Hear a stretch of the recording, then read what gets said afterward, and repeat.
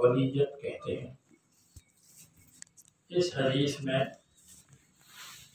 تسلسل بالاولیت سفیان ابن عیینہ سے آگے عمرو بن دینار ہے، ابو قابوس ہے، عبداللہ بن عمرو بن عاص رضی اللہ عنہ ہے۔ ان میں تسلسل بالاولیت نہیں ہے، لیکن چونکہ اکثر حدیث میں اور اکثر روات میں تسلسل موجود ہے، اس لیے اس حدیث کو حدیث مسلسل بالاولیت کہتے ہیں۔ ہمارے اکابر اور مشائخ رحمہم اللہ کا یہ طریقہ تھا کہ درس یا بیان کی ابتدا میں جو درس طالبات کو، دورہ حدیث کی طالبات کو یا تخصص کی طالبین اور طالبات کو دیا جاتا تھا، اس میں اس حدیث کو بیان کرتے تھے۔ ہم نے اپنے درس میں سب سے پہلے یہ حدیث سنی اپنے شیخ حضرت مولانا مفتی محمود حسن گنگوہی رحمۃ اللہ علیہ سے، جو دارالعلوم دیوبند کی بھی مفتی اعظم تھے اور سہارنپور کی بھی مفتی اعظم تھے۔ انہوں نے سب سے پہلے یہ حدیث سنی اپنے شیخ حضرت مولانا زکریا رحمہ اللہ سے۔ انہوں نے یہ حدیث سنی سب سے پہلے مجلس حدیث میں حضرت مولانا خلیل احمد سہارنپوری رحمہ اللہ سے۔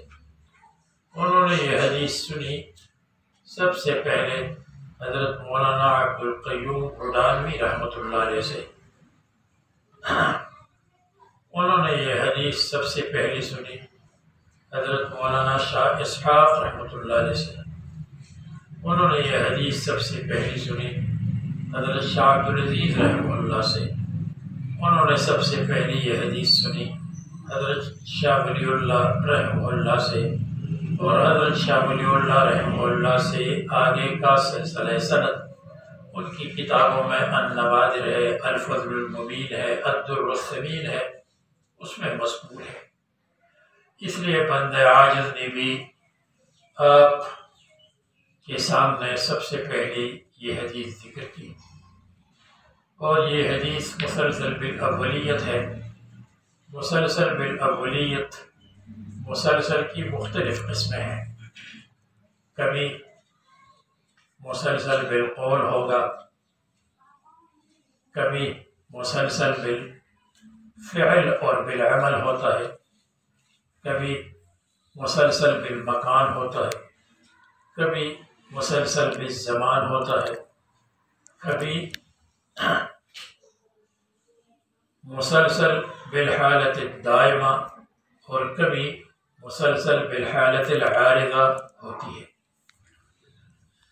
مسلسل قولی جیسے شیخ کہے انی احبک، پھر شیخ اپنی تلمیذ سے اور تلمیذ اپنی تلمیذ سے انی احبک کہہ لے، یہ قولی ہے۔ کبھی مسلسل فعلی حدیث ہوتی ہے، جیسے میں نے فلان شیخ سے حدیث سنی وقد صافحنی، انہوں نے اپنے شیخ سے سنی وقد صافحنی، یہ مصافحہ فعل ہے۔ کبھی مسلسل بالمکان، جیسے میں نے خانہ کعبہ کے سامنے یہ حدیث سنی اپنے شیخ سے، بین الرکن والمقام، حجر اسود اور مقام ابراہیم کے درمیان، انہوں نے اپنے شیخ سے سنی، وہ یہ مسلسل بالمکان ہے۔ کبھی مسلسل بالزمان ہوتی ہے، جیسے میں نے یوم العید میں یہ حدیث سنی، انہوں نے اپنے شیخ سے یوم العید میں سنی، انہوں نے اپنے شیخ الشیخ سے یہ حدیث یوم العید میں سنی۔ کبھی مسلسل بھی یوم عاشورہ عاشورہ کے دن میں نے یہ حدیث سنی۔ مولانا تقی عثمانی نے ایک واقعہ ذکر کیا ہے، وہ کہتے ہیں ایک مرتبہ میں جدہ میں کسی کانفرنس میں حاضر تھا، مجھے 4-5 گھنٹے کا وقت ملا۔ میں نے کہا کہ عمرہ کرنا چاہیے، عمرے کے لیے جانا چاہیے جدہ سے۔ میں جب گیا اور کسی ایک دروازے سے داخل ہو رہا تھا تو مکہ مکرمہ میں ایک شیخ تھے جن کے پاس بہت زیادہ اسانید تھی۔ ان کا نام تھا شیخ یاسین فادانی، جو اصلاً انڈونیشیا کے رہنے والے تھے لیکن مکہ مکرمہ میں مقیم تھے اور مکہ مکرمہ میں وفات ہوئی۔ کہتے ہیں کہ جب میں ایک دروازے پر پہنچا تو وہاں شیخ یاسین فادانی کا ایک طالب علم سامنے آیا اور کہنے لگا کہ آپ کو شیخ یاسین فادانی یاد کر رہے ہیں، آپ میرے ساتھ چلیے، وہ آپ کے انتظار میں ہیں۔ مولانا تقی نے کہا کہ میں نے عرض کیا کہ حضرت یاسین فادانی کو کیسے پتہ چلا کہ میں یہاں ہوں؟ میں نے تو کسی کو بتایا نہیں بلکہ چپکے سے آیا۔ انہوں نے کہا مجھے اس کا علم نہیں ہے، لیکن انہوں نے مجھے بتایا کہ فلاں دروازے کے پاس کھڑے ہو جاؤ، وہاں مولانا تقی ملیں گے، ان کو جلدی لاؤ۔ بس اتنا میں جانتا ہوں، آگے میں نہیں جانتا۔ کہتے ہیں کہ میں آیا شیخ یاسین فادانی کے پاس۔ انہوں نے کہا، شیخ یاسین فادانی نے کہا میں نے آپ کو اس لیے بلایا کہ آج یوم عاشورہ ہے اور میرے پاس مسلسل یوم عاشورہ کی ایک حدیث موجود ہے، اگر یہ دن گزر جاتا تو پھر آئندہ سال کا انتظار کرنا پڑتا، اور آئندہ سال معلوم نہیں آپ ہوں گے نہیں ہوں گے، میں ہوں گا نہیں ہوں گا، کسی کی وفات ہوگی، کوئی سفر پر ہوگا۔ اس لیے میں نے آپ کو تکلیف دی کہ آپ کو یوم عاشورہ والی حدیث مسلسل کی اجازت دوں۔ کہنے لگے مجھے اجازت دی۔ میں نے پھر ان سے پوچھا کہ حضرت آپ کو یہ کیسے معلوم ہوا کہ میں یہاں آیا ہوں؟ میں نے تو کسی کو نہیں بتایا بلکہ ٹیکسی لے کر کے آیا۔ وہ کہنے لگے ان باتوں کو چھوڑ دو، بس حدیث مسلسل کی اجازت لے کر کے اپنے عمرے کے لیے چلے جائے، ان باتوں کو چھوڑ دے۔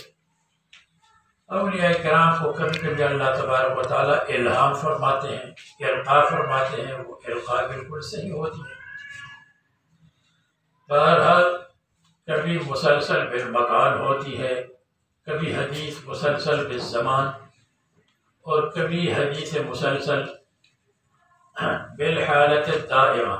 جیسے کہتے ہیں میں نے اپنے شیخ سے یہ حدیث سنی وکان اعمی، انہوں نے اپنے شیخ سے سنی وکان اعمی، یہاں تک کہ رسول اللہ صلی اللہ علیہ وسلم تک بات پہنچے، پھر وہاں کان اعمی ختم ہو جاتا ہے، اس لیے کہ رسول اللہ صلی اللہ علیہ وسلم آخر تک بصیر تھے۔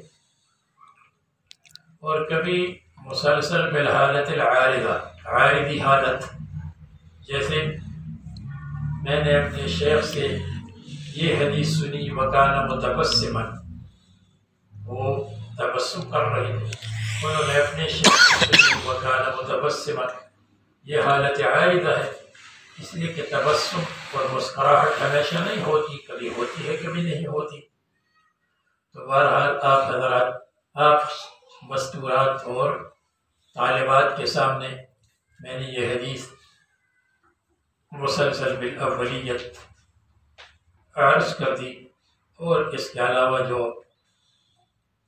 دور حدیث کی طالبات ہے یا استانیہ ہیں، ان کو حدیث کی اجازت بھی میں نے دی، اور ہماری حدیث کی اجازت میں جو مشہور سند ہے اس کے ذکر کرنے کی ضرورت نہیں ہے، لیکن ایک غیر مشہور سند ہے جس کو میں اکثر ذکر کرتا ہوں، وہ یہ کہ میں نے دارالعلوم دیوبند کی شیخ الحدیث جن کی وفات ہو چکے ہیں مولانا نصیر خان صاحب سے حدیث کی اجازت لی ہے، اور انہوں نے اپنے شیخ حضرت مولانا عبد الرحمن امروہوی رحمہ اللہ سے حدیث کی اجازت لی ہے۔ ان کو شاہ فضل الرحمن کے مراد آبادی سے حدیث کی اجازت تھی اور قراءت تھی، اور ان کو شاہ عبدالعزیز رحمہ اللہ اور شاہ عبدالعزیز رحمہ اللہ کو اپنے والد ماجد حضرت شاہ ولی اللہ رحمہ اللہ سے اجازت تھی۔ ایک اور سند ہے، اور کیونکہ طالبات زیادہ شوق رکھتی ہیں، پڑھنے کا شوق رکھتی ہیں، کتابوں سے محبت کا شوق اور اشتیاق رکھتی ہیں، اس لیے ان کے سامنے وہ بھی عرض کرتا ہوں کہ لاہور میں حضرت مولانا عبید اللہ لاہوری تھے، جن کا 2-3 سال سے پہلے انتقال ہوا۔ وہ مفتی محمد حسن صاحب کے صاحبزادے تھے۔ انہوں نے مولانا عبید اللہ صاحب سے مجھے اجازت ہے، مولانا عبید اللہ صاحب کو حضرت مولانا اشرف علی تھانوی رحمۃ اللہ علیہ سے اجازت، حضرت مولانا اشرف علی تھانوی رحمۃ اللہ علیہ کو حضرت مولانا رشید احمد گنگوہی رحمہ اللہ سے اجازت، حضرت مولانا رشید احمد گنگوہی رحمۃ اللہ علیہ نے حضرت شاہ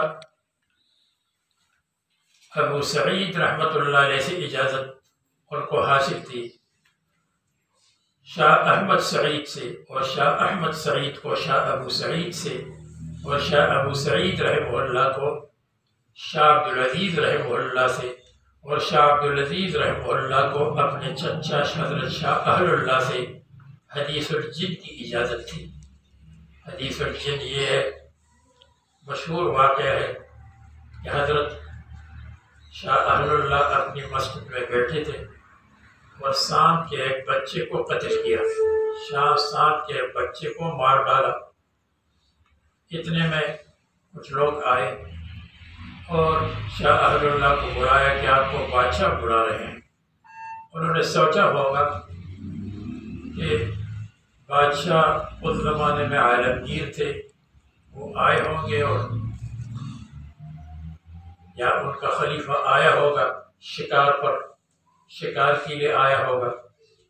وہ چلے گئے۔ جب وہاں گئے تو جنگل میں، صحرا میں دربار لگا ہوا تھا جس میں بہت سارے جنات بیٹھے تھے انسانی شکل میں۔ ایک آدمی نے شاہ اہل اللہ پر دعویٰ کیا کہ اس نے میرے بچے کو قتل کیا۔ شاہ اہل اللہ نے کہا میں نے تو کسی کو قتل نہیں کیا، سانپ کا بچہ تھا، میں نے قتل کیا۔ اس نے کہا جو سانپ کا بچہ تم نے قتل کیا وہ میرا بچہ تھا۔ قریب تک کہ ان کے اوپر قصاص کا حکم لگایا جاتا، اتنے میں ایک معمر جنی آیا۔